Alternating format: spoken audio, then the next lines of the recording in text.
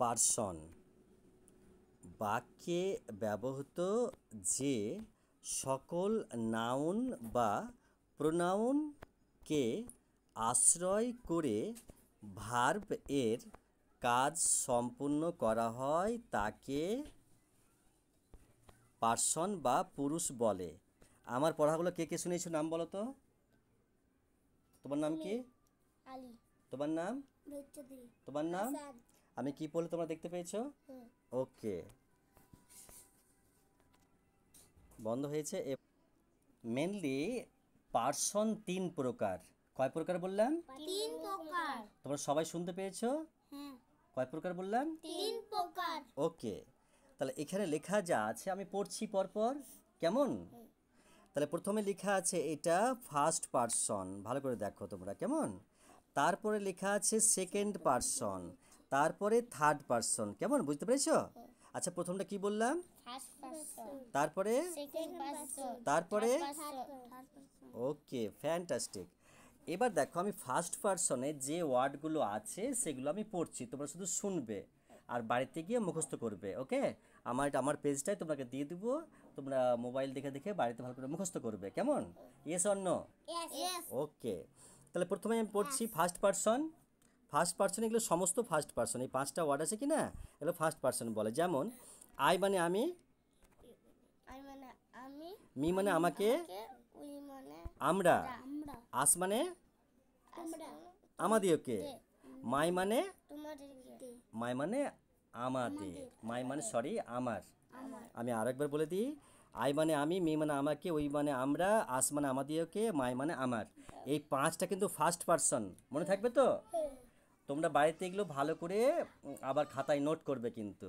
ওকে, তারপরে দেখো, let me finish. তারপরে দেখো সেকেন্ড পার্সন। সেকেন্ড পার্সন কটা আছে দেখে নাও এখানে, তোমরা খাতায় বাড়িতে গিয়ে ওই নাম লিখে লিখে, নাম্বার লিখে লিখে করবে তোমরা।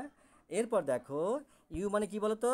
ই মানে তুমি, টাইগার, ইউ মানে, তুমি, আর ইওর মানে, তোমার, আর ইয়োর্স মানে তোমাদের, তোমার, এটাও। আর ইয়োর সেলফ মানে, কে বলতে পারবে এটা? তুমি নিজে বা তুমি স্বয়ং।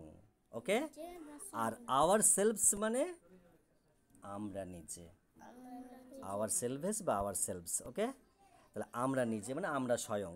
তাহলে হয়ে গেল আমাদের ফার্স্ট এবং সেকেন্ড। ওকে, এবার আছে থার্ড। তাহলে এটা থার্ড হলো, থার্ডে কতগুলো ওয়ার্ড আছে দেখে নাও। এবার আমি একবার রিমুভ করে দিই, আবার দেখো।